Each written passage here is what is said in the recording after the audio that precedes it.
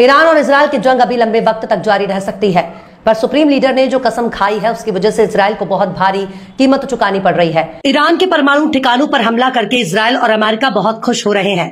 Trump अपनी पीठ थपथपा रहा है, पर ईरान का दावा है कि उसके परमाणु ठिकाने सही सलामत है।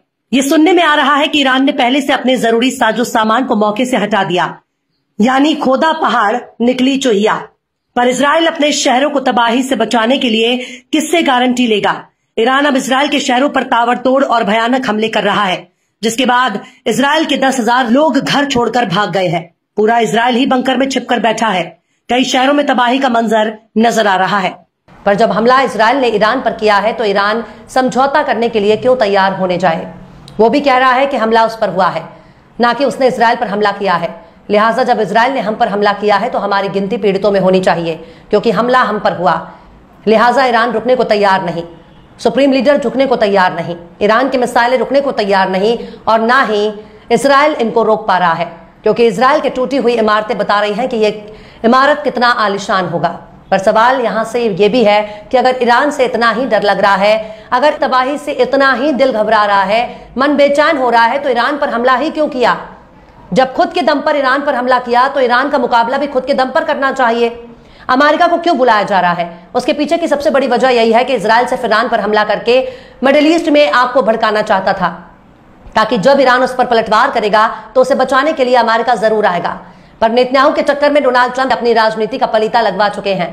डोनाल्ड ट्रंप दुनिया भर में अमेरिकी जंगों के खिलाफ चुनाव प्रचार करके ही सत्ता में आए हैं। वो अमेरिकियों को शांति भरोसा दे चुके हैं।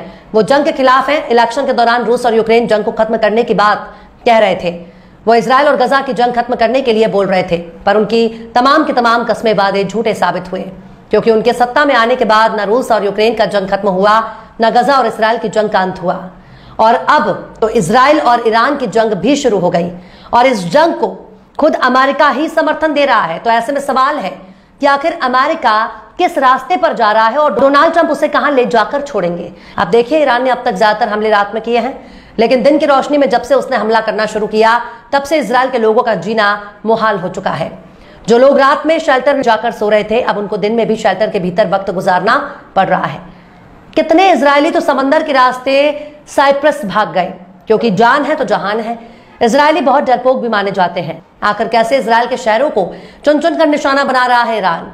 आखिर कैसे इजराइल की सेना को बर्बाद करने पर तुला ईरान? बताएंगे आपको और भी बहुत कुछ। लेकिन आप अगर हमारे चैनल पर नए हैं और पहली बार हमारी वीडियो को देख रहे हैं तो आप हमारे चैनल टाइम्स मेल को सब्सक्राइब कर लें, वीडियो को लाइक कर दें और बेल आइकन का नोटिफिकेशन बटन भी प्रेस कर दें, ताकि बिना देरी हमारी हर खबर आपको मिलती रहे। लौटते हैं आप खबर की तरफ। ईरान में जो हमला किया इजराइल के लोग उसे भूल नहीं पा रहे हैं, क्योंकि ईरान के बैलिस्टिक मिसाइलों ने पूरे इलाके में कोहराम मचा दिया।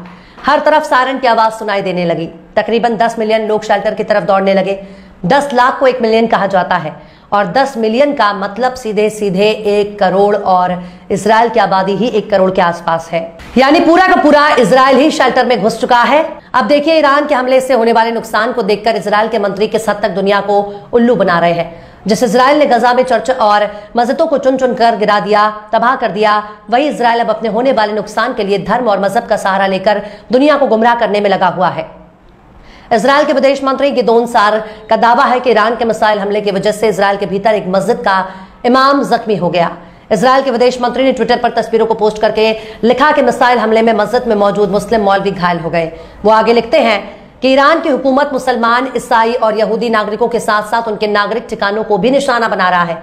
यह वॉर क्राइम है। मतलब जो खुद एक वॉर क्रिमिनल स्टेट बन चुका है, वो दूसरों को जंग के उसूल सिखा रहा है। जो इजरायली ज़ायनिस्ट खुद को सबसे बड़ा नस्लवादी साबित करने में नफरत की तमाम हदों को पार कर चुके हैं, अब वो मुसलमान, ईसाई और यहूदी के पीछे छुपने की कोशिश कर रहे हैं। जबकि सच्चाई यही है कि इजराइल के बाद सबसे ज्यादा यहूदी ईरान में रहते हैं। ईरानी यहूदी खुद इजराइल के खिलाफ है। कुल मिलाकर इजराइल इस जंग को यहूदी बनाम मुसलमान बताने की कोशिश कर रहा है। वो खुद को बचाने के लिए हर तरह से धर्म का सहारा ले रहा है। नागरिकों के बीच में अपने सैनिक ठिकाने बनाने वाला इजराइल खुद ही आम लोगों को ढाल बना रहा है। इजराइल इस जंग को यहूदी और मुसलमानों के बीच की जंग बताने की कोशिश कर रहा है। ईरान ने आज तक कभी भी यहूदियों के खिलाफ एक शब्द भी नहीं बोला, क्योंकि यहूदी भी उसके नागरिक हैं। उसने हमेशा ज़ायनिस्टों के खिलाफ बयान जारी किया, लेकिन इजराइल हमेशा ज़ायनिस्ट को यहूदी के तौर पर पेश करता है। यानी अगर कोई ज़ायोनी की आलोचना करता है, इजराइल उसे यहूदी विरोधी बताने लगेगा।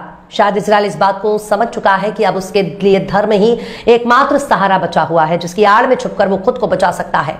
वहीं टाइम्स ऑफ इजराइल ने ईरान की मिसाइल में क्लस्टर बम होने का दावा किया। टाइम्स ऑफ इजराइल ने बिशेरबा की तस्वीरों के आधार पर बताया कि ईरान शायद इस शहर को क्लस्टर बम से निशाना बनाया। उसने कहा कि दक्षिणी शहर में कई जगहों पर छोटे हथियारों के हमले नजर आ रहे हैं, जिससे यह इशारा मिलता है कि हमले में क्लस्टर बम वारहेड ले जाने वाली बैलिस्टिक मिसाइल का इस्तेमाल किया गया था।